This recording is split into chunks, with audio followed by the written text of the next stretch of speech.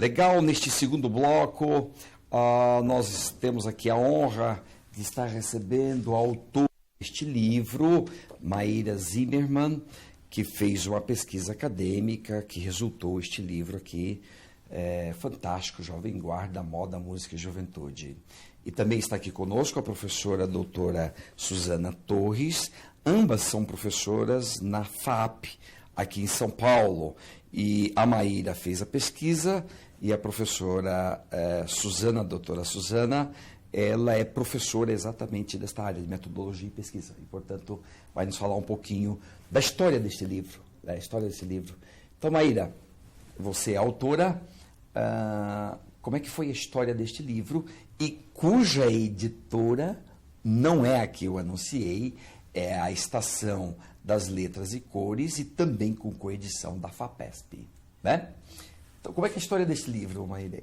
Bom, como boa historiadora que eu sou, então eu vou contar um pouquinho a história da construção desse livro. Eu entrei no mestrado em Moda, Cultura e Arte em 2007 e foi aí que eu comecei a desenvolver, então, uma pesquisa sobre um tema não muito exaltado pela academia, que é a constituição de uma cultura juvenil, ligada à moda e música, né? Então, foi daí, desse tema de construção de uma cultura juvenil, que eu cheguei no Brasil, como essa construção dessa cultura juvenil se deu no nosso país, foi que eu cheguei na Jovem Guarda, estudando internacionalmente essa questão, desde o rock and roll nos anos 50, como isso chegou no Brasil, depois a questão da bitomania, da swing em Londres, como essa efervescência juvenil toda chegou no Brasil, e foi isso, na realidade, que eu estudei no meu mestrado, né? Em 2009, eu defendi a minha dissertação, e desde então, desde 2009, e é importante ressaltar que essa dissertação ela foi recomendada para publicação pela banca, né, examinadora, e desde 2009, 2010, eu entrei em contato com a editora Estação das Letras e Cores, e a gente começou a desenvolver, então, formatar a dissertação, né, em formato de livro.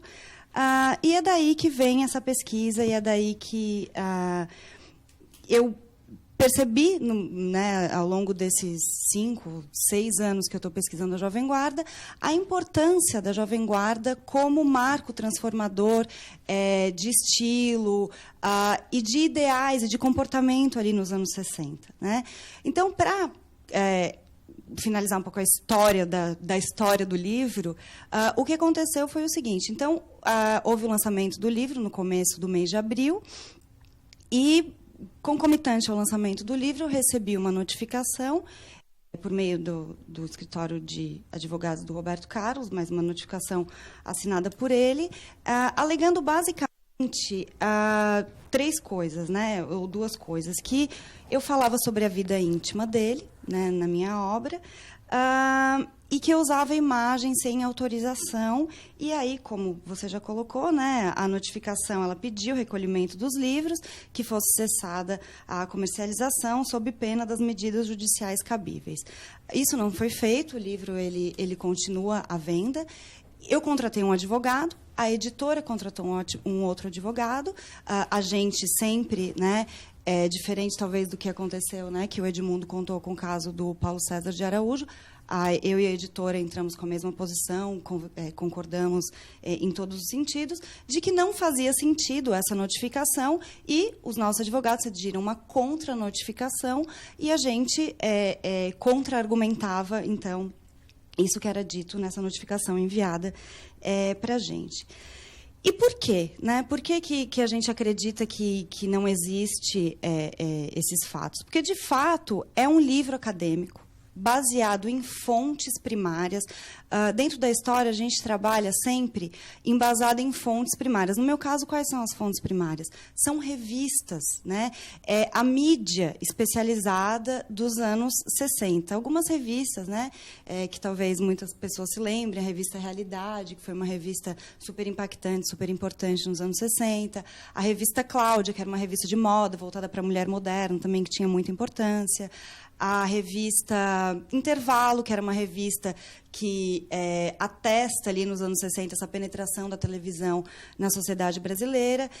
E tudo que é analisado no meu livro sobre os cantores da Jovem Guarda, porque, na realidade, a Jovem Guarda foi um programa televisivo, né, que durou de 65 a 68, porque muitas pessoas não sabem que a Jovem Guarda era um programa de televisão. Só que foi muito além desse programa de televisão. Ela criou um estilo que ficou conhecido como estilo Iê, Iê, Iê, né? Então, a Jovem Guarda, ela era formada por dezenas de artistas e cantores, né? Roberto Carlos, Erasmo Carlos e Vanderleia têm um papel de destaque, evidentemente, porque eles eram os apresentadores desse programa, né? Então, eles estavam lá todo domingo na televisão apresentando as atrações dos cantores, como Martinha, Vanderlei Cardoso, Leno e Lilian e tantos outros cantores que se apresentaram no Jovem Guarda, né? E a Jovem Guarda, por ir muito além de um simples programa de televisão, ela impactou, ela influenciou uma geração inteira de jovens. Ela promoveu mudanças muito impactantes nas famílias, né? Então, essa junção entre moda, música, consumo, lazer, cultura juvenil, que forma esse caldo cultural aí dos anos 60, foi uma revolução, foi transformador. Se a gente for pensar, a Vanderleia se apresentando de minissaia não é simplesmente uma mulher de minissaia. Significa liberdade feminina, de você poder usufruir do seu corpo como você bem entender, né? Então, assim, essa rebeldia inocente da Jovem Guarda, ela trouxe impactos fundamentais, né, na questão de transformação dos papéis de gênero, na questão de liberdade individual, na questão dos costumes. Então, ela tem imensas... ela é um movimento cultural muito importante. E o Brasil, né, eu acho que a gente tem o direito de saber sobre essa história. Essa história é muito importante. Ela foi muito pouco estudada dentro da academia, né? Então, esse livro ele tem essa importância, inclusive de trazer e de ampliar no Brasil os estudos sobre cultura juvenil, que são tão importantes para a gente entender o que é essa idealização da juventude que a gente vive hoje. Está relacionada com o que aconteceu no passado também. Professora doutora Suzana Torres, um livro de história que narra um momento fantástico da nossa vida cultural brasileira, porque o antes e o depois. A Jovem Guarda, podemos falar num antes e num depois. Um antes bastante conservador na música, na moda, na cultura, no consumo, etc. E o depois, claro, isso um pouco de influência externa, o maio de 68 interferiu nessa história toda. Era uma época também que as pessoas pensavam no coletivo, hoje, bem diferentemente, pensamos muito no individual, por força do neoliberalismo, etc. e tal. Mas um livro desse teor acadêmico, tem sentido isso ser impugnado, na tua opinião? Olha, se já é um problema nas questões que nós vimos anteriores, neste trabalho a questão é muito mais redobrada em termos de absurdo mesmo, porque é muito para além da narrativa. O que estes trabalhos fazem, o que o trabalho da Maíra faz em especial, é criar exatamente esse lugar de construção de conhecimento. Construir conhecimento, que é o objetivo de um trabalho acadêmico, a gente precisa entender mais até do que significa uma pesquisa, é preciso entender qual é a natureza, para que fazemos uma pesquisa acadêmica. E ela é efetivamente para produzir conhecimento. E entender que a produção de conhecimento, ela cria cartografias para a gente redesenhar a própria compreensão da existência. Então, ela tem um papel transformador, uma possibilidade transformadora para o autor, isso inegável, porque o mergulho que se faz como pesquisador, você não sai o mesmo, em hipótese nenhuma. E também uma possibilidade de transformação deste entorno. Então, você pegar, por exemplo, questões de um dado momento, tornar isso presente, construir um percurso sério, rigoroso, metodologicamente responsável, é produzir uma possibilidade de entendermos esse processo, entendermos determinados elementos que dialogam com a nossa existência e colocar isso num outro lugar. Portanto, aí não só é um desserviço para a publicação, como é um desserviço para a nossa existência, não é? aí a dimensão ganha um contorno absolutamente trágico, né? E é bem isso, é um pouco de anticultural. Não é? Você Bate está de produzindo frente. cultura. O que significa, claro. por exemplo, olharmos dentro dessa história e ver como elementos que dialogam para entendermos a juventude, entender as referências que a gente tem e que, de alguma forma, estão presentes. Então, a Maíra torna presente um percurso que é diluído, que está tão subsumido que não é consciente. Então, essa possibilidade da gente se aproximar, criar cultura. Eu acho que tem uma questão interessante, que é a natureza da própria academia, né? A universidade nasce na Idade Média, e ela nasce com uma questão que é o pressuposto da autonomia. Então, a universidade só pode se constituir, ela entende isso desde o seu nascimento, e isso se mantém até hoje, ela só pode se constituir se ela tiver autonomia para, de fato, construir o conhecimento, independente das forças que poderiam estar direcionando para esta ou para aquela direção. Claro que isso é um pressuposto, nem sempre conseguido, nem sempre mantido, mas essa discussão da autonomia. E não é uma autonomia gratuita, é uma autonomia com responsabilidade. Então, há todo um processo acadêmico de construção desse percurso que deve ser, que é seguido para que esse conhecimento possa ser efetivamente construído. E talvez a seriedade da obra ela se revela, primeiro, pelas fontes pesquisadas, claro, e também no sentido de que não é uma obra para atacar uma pessoa. Claro, né? Tem obra claramente ostensiva. Eu quero atacar fulano por razões políticas, ideológicas, religiosas. Então, você quer destruir uma pessoa. Então, não é uma obra destruidora, é uma obra construtiva, né? De uma história. Também é a tua visão nesse sentido. Nossa, mas sem dúvida, né? Para a gente entender, por exemplo, uma pesquisa, a gente precisa entender a motivação dela, né? Para que uma pesquisa serve? Quando que uma pesquisa nasce? Que esse é sempre o nosso primeiro ponto de partida. Uma pesquisa, efetivamente, ela nasce das indagações, das inquietações, das perguntas que a gente se faz de uma forma muito séria e intensa. Então, uma pesquisa só acontece porque ela tem um problema. E um problema que nasce do cotidiano, que nasce das relações, que nasce da própria vida. E se ela nasce da própria vida, espera-se que ela volte para esta mesma vida com uma contribuição, com elementos que aumentem a possibilidade desse entendimento. Portanto, qual é a motivação? Atacar, em absoluto. Neste caso, claramente é uma produção do conhecimento e absolutamente relevante, né? Jorge Luiz Borges, perguntaram para ele uma vez como é que nasciam os livros dele. Ele disse, é algo que explode dentro de mim e eu simplesmente só coloco no papel aquilo que está explodindo dentro. E chega um momento que você quer se livrar daquilo. Escrever um Transborda, livro né? Se livrar de um tema que está te perturbando. É verdade. É uma perturbação interna tua ali, que você fica... Uma pesquisa maravilhosa, né? Exato. Eu acompanho muito, orientando trabalhos, de vários trabalhos, e com vários temas, e a diferença de quando o trabalho nasce realmente dessa inquietação de uma paixão tão intensa que ele ganha um volume, ele ganha uma dimensão que é o sujeito inteiro nessa. Né? Então, Maíra, neste livro não foi tua preocupação entrar em detalhes da vida, né, de Roberto Carlos.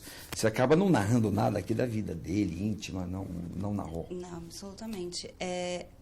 Eu gostaria de puxar um gancho dessa questão da construção da pesquisa, né? Esse livro ele foi construído, além dessas fontes primárias, que eu chamo das revistas, né, que a gente trabalha dentro da história, eu trabalhei com entrevistas. Eu entrevistei diversas pessoas, anônimos, né, atores sociais anônimos, que nos anos 60, 65, 68 eram adolescentes, tinham entre 12 e 16 anos, e eu quis entender como é que a Jovem Guarda impactou essas pessoas, porque é importante dizer, então, na realidade, a Jovem Guarda ela é percebida, né, e esses cantores e artistas são percebidos dentro dessa ideia de um estilo que vai influenciar grande parte da juventude nesse momento, né?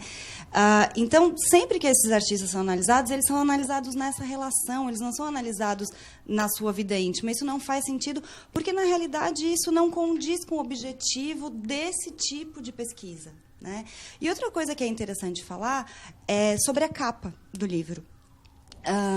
Existe um trabalho de ilustração, que são essas ilustrações que estão na capa e que estão dentro do livro, que elas foram muito pensadas, né? Eu poderia... Existem algumas imagens no livro, todas essas imagens têm autorização, elas foram...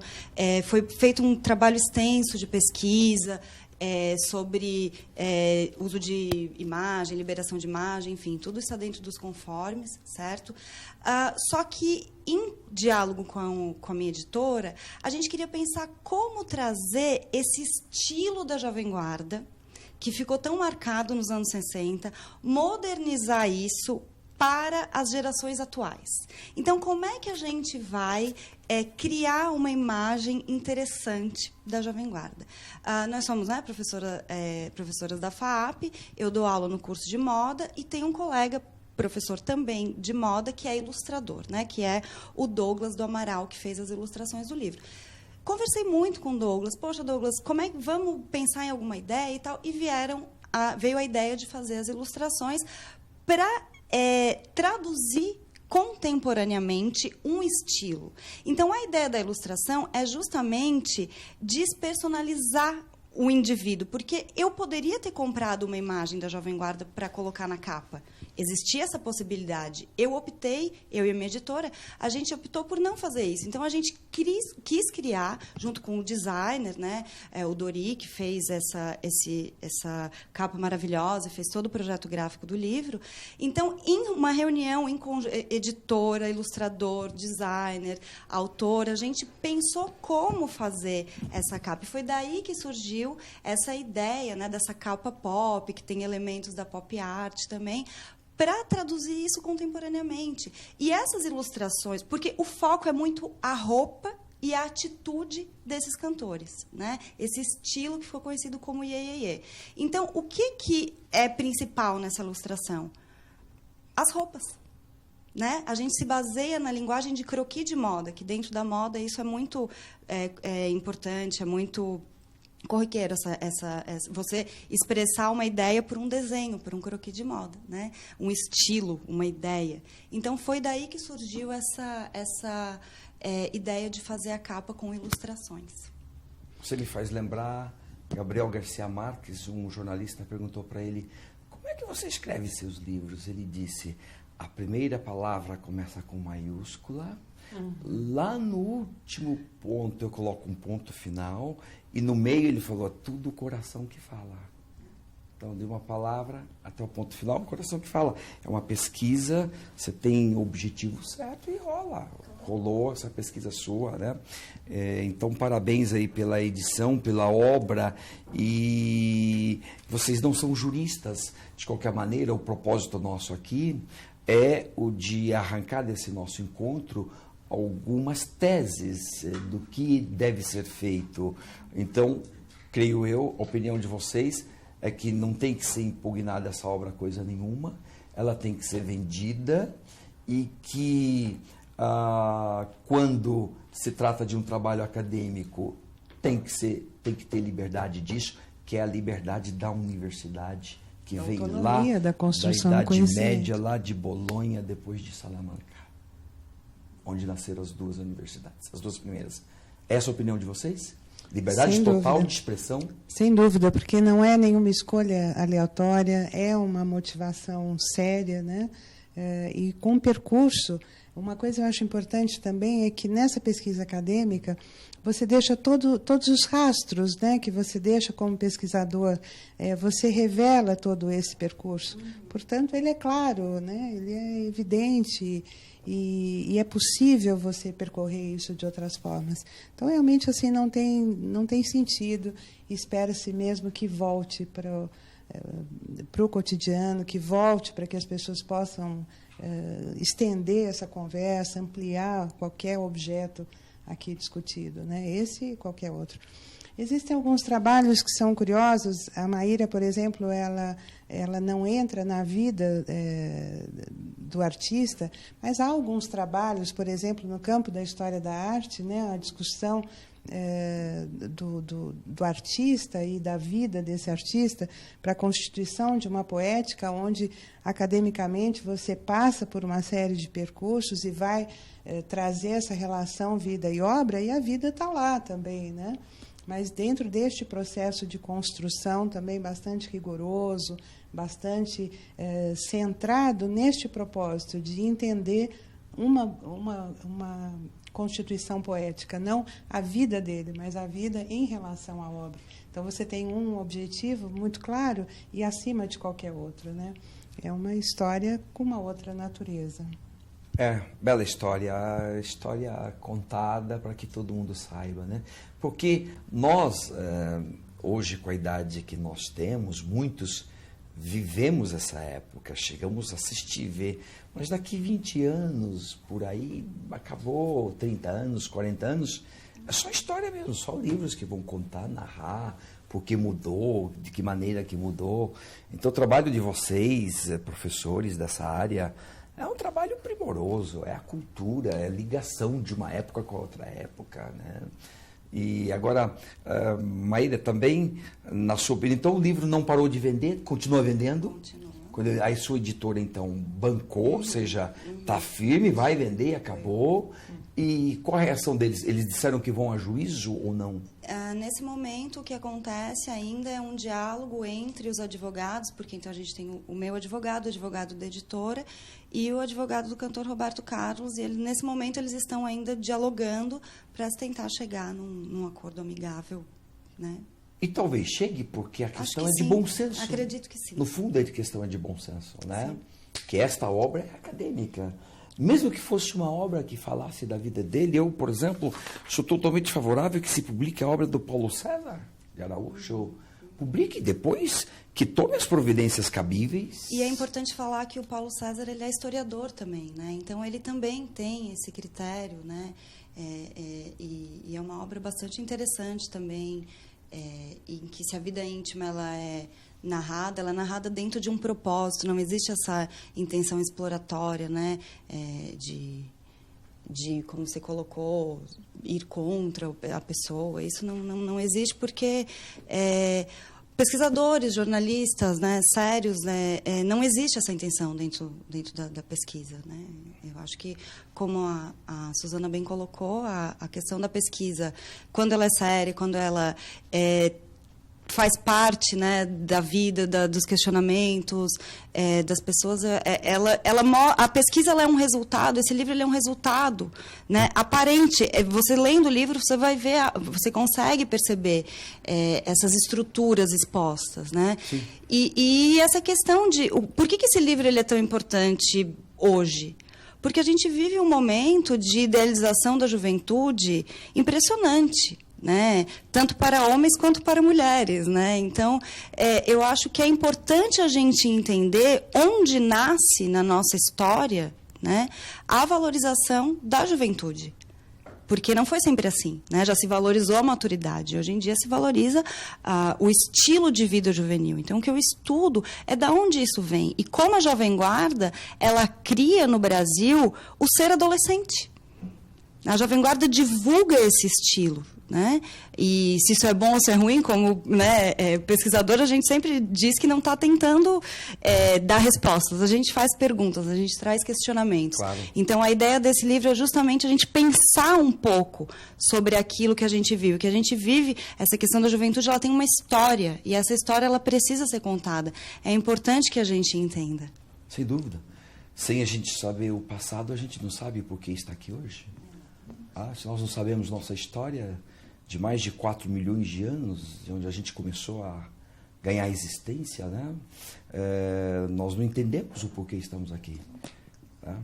Tampouco entendemos muitas vezes a nossa diferença com os primatas, por que somos diferentes deles e qual a razão disso tudo. Você tem que ler as histórias e ver as histórias para entender. Né? Então, uma obra cultural como essa sua, não tem como. Eu acho que o advogado, na minha opinião, de jurista, de professor, eu que já fui juiz, promotor, advogado e tudo na minha vida, hoje sou professor, escrevo livros, o advogado ele vai cair o bom senso nele. Pode saber que mesmo o advogado do Roberto Carlos, ele vai ver, não, isso aqui não tem como, não tem nada. Então, eu creio que você não vai ter problemas jurídicos, a obra vai sair e tudo, e ganhou uma publicidade enorme. Depois, talvez, você tenha que pagar um champanhe para o Roberto Carlos, que ele te ajudou pra chuchu com essa postura dele, né? Em princípio... Foi totalmente inesperado, né? Totalmente inesperado, falta de bom senso. Em princípio, ouvi isso nesta obra, né? Eu também achei isso ótimo, porque divulgou, trouxe, né? Mas trouxe também para o cenário essa debate, discussão do debate. Fantástico. Isso é Não, fundamental. outro dia eu falava disso e alguém assim observou, Roberto Carlos está trazendo uma grande contribuição para o debate jurídico. É verdade. Que juntou e acadêmico. Jurídico, acadêmico, essa questão da lei das biografias que coincidiu, né? Então, apesar de não ser uma biografia, eu acho que a aprovação dessa lei, ela beneficia todo mundo. Sem sombra de dúvida. Né? Então, que inclusive nessa lei fala sobre a questão do uso de imagem também. Porque para o pesquisador é muito complicado, a gente não tem nenhum tipo de facilidade de trabalhar com imagem. Qualquer pesquisador, jornalista vai contar, todos têm inúmeras histórias sobre a dificuldade que é de você reproduzir uma imagem para o fim de pesquisa mesmo. Né? Então, eu acho que tudo isso tem que ser revisto para a gente poder ter esse diálogo jurídico, cultural, acadêmico, histórico, social, enfim, que junte todas essas áreas nesse debate tão interessante. Sensacional. Vamos para o nosso terceiro bloco. Eu vou... Daqui 2 minutos a gente volta.